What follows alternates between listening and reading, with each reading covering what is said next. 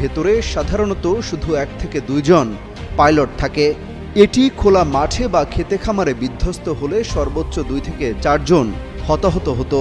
কিন্তু ঘটে গেছে লোমহর্ষক ঘটনা। স্কুল মাত্রই শেষ হয়েছিল, কিন্তু তখনও সবাই বের হয়নি। অনেকে আবার কোচিংয়ের ক্লাস শুরু করেছিল।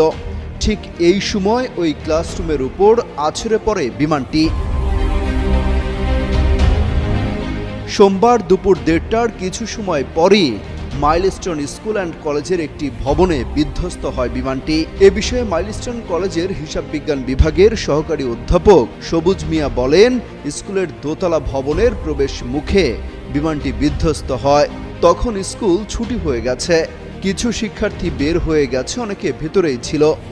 বিমানটি বিধ্বস্ত হওয়ার পরপরই আগুন ধরে যায়। মুহূর্তেই ধোঁয়ার কুণ্ডলী বের হতে থাকে সেখান থেকে। আশপাশের এলাকা অন্ধকার